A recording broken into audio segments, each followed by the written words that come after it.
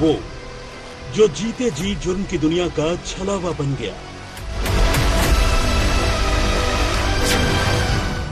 वो जिसे दुनिया बिकिनी किलर के नाम से जानने लगी।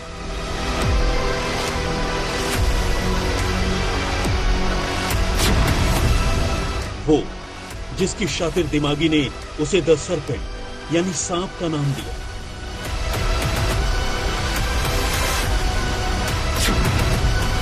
वो जिसके सिर पर 20 से ज्यादा कत्ल का इल्जाम है।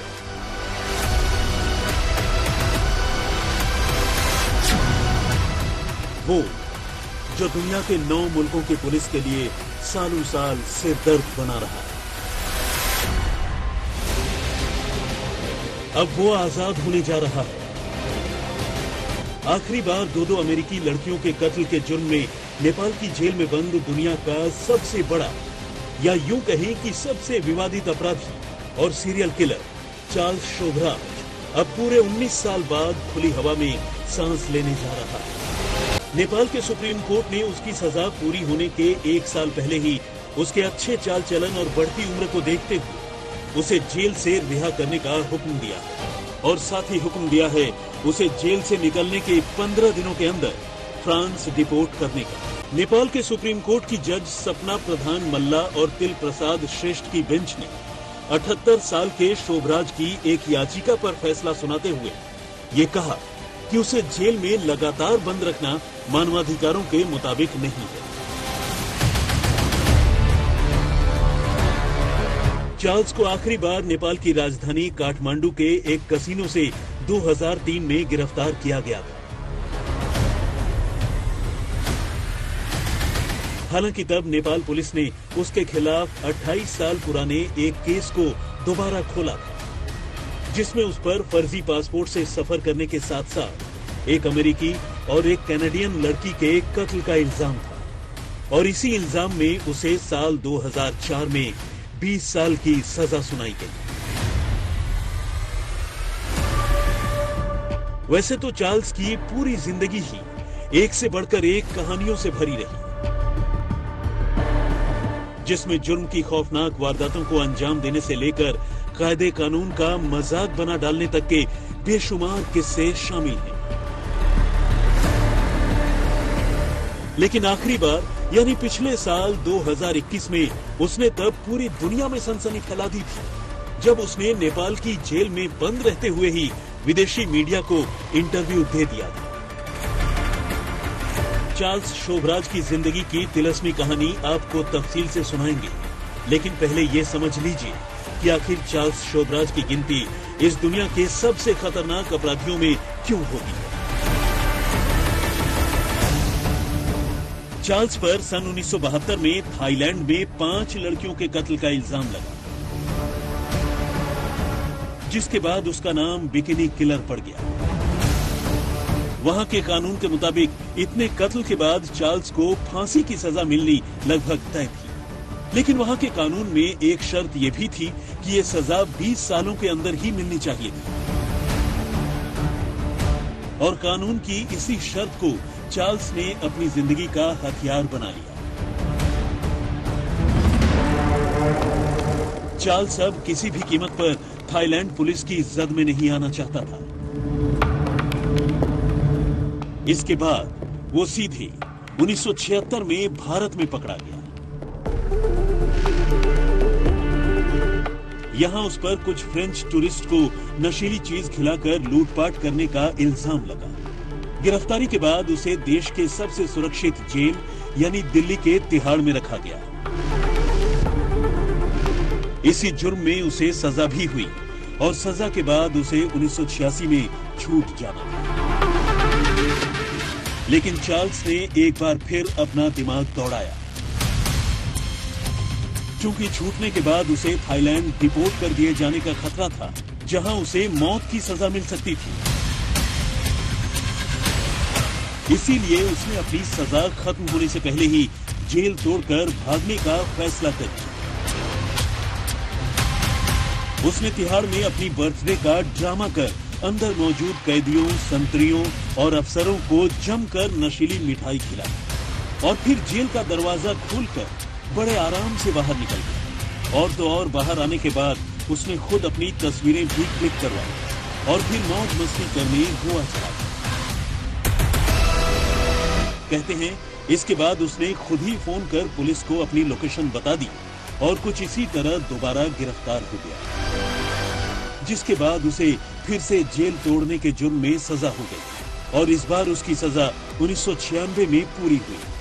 यानी अब वो थाईलैंड के कानून और वहां मिलने वाली सजाए मौत के डर से आजाद हो चुका था। इसके बाद 1996 में ही भारत से डिपोर्ट कर उसे फ्रांस भेज दिया गया।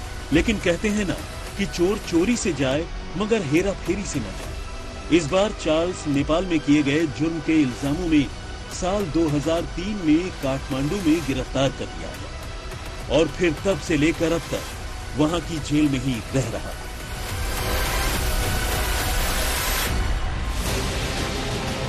चार्ल्स का जन्म 1944 को वियतनाम में हुआ था। उसकी मां वियतनाम मूल की थी जबकि पिता भारतीय मूल के। कहते हैं कि उनके माता पिता ने शादी नहीं की थी। बाद में चार्ल्स की मां वियतनाम में एक फ्रेंच फौजी से मिली जिसने उसकी मां के साथ साथ चार्ल्स को भी अपना लिया और इस तरह चार्ल्स को फ्रांस की नागरिकता मिल गई। लेकिन कम उम्र में ही यानी साल 1963 में चोरी के जुर्म में चार्ल्स को पहली बार फ्रांस के पोइसी जेल में बंद होना पड़ा और यहीं से जुर्म की दुनिया में उसकी ऐसी एंट्री हुई कि फिर वो कभी दोबारा वापस ही नहीं लौट सका। कहते हैं कि चार्ल्स ने साल 1975 में थाईलैंड में पहली हत्या की। उसने 1975 में एक टूरिस्ट की स्विमिंग पूल में जान ले ली। 70 के दशक में ही उसने साउथ ईस्ट एशिया में 12 पर्यटकों की हत्या कर दी। इनका कत्ल कभी पानी में डुबोकर, गला घोंटकर, चाकू मारकर और कभी जिंदा जलाकर किया गया। चार्ल्स के बारे में कहते हैं कि उसका व्यक्तित्व शुरू से ही काफी आकर्षक था और वो लड़कियों को आसानी से अपने झांसे में ले लेता था। इसके बाद वो ऐसी लड़कियों से लूटपाट करता और फिर उनकी जान लेकर फरार हो जाता। चूंकि उसके निशाने पर अक्सर टूरिस्ट लड़कियां होती जिनकी जान वो समंदर के किनारे या स्विमिंग पूल के इर्द गिर्द लिया करता था। कुछ इसी वजह से उसका नाम बिकिनी किलर पड़ गया। 70 के दशक में चार्ल्स ने भारत में जुर्म की वारदातों को अंजाम देना शुरू किया। उसने चोरी की कारों की खरीद फरोख्त का धंधा शुरू किया और महंगे और आलीशान कारों के बहाने वो अमीर लोगों के करीब आने की कोशिश करने लगा। इसके बाद उसने दिल्ली के 5 स्टार होटल अशोका में एक लूट की वारदात को अंजाम दिया। तब तो वो भागने में कामयाब रहा, लेकिन बाद में उसे गिरफ्तार कर लिया गया। उसे जेल में डाल दिया गया।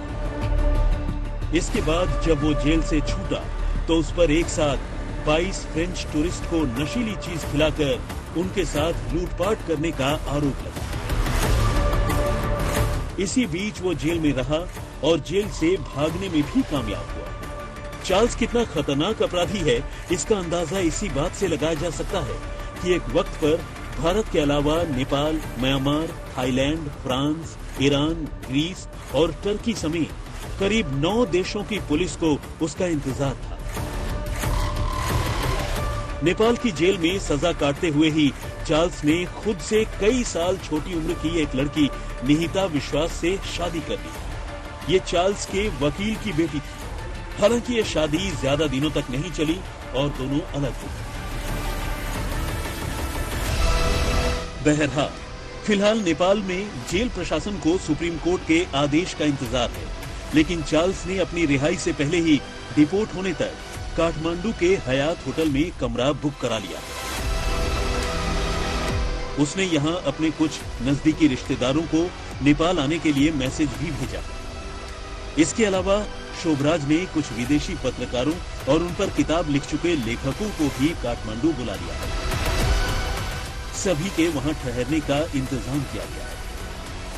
चार्ल्स पर कई किताबें लिखी जा चुकी हैं और कुछ फिल्में भी बन चुकी हैं। हाल ही में चार्ल्स पर एक वेब सीरीज भी रिलीज हुई थी जो काफी चर्चे में रही।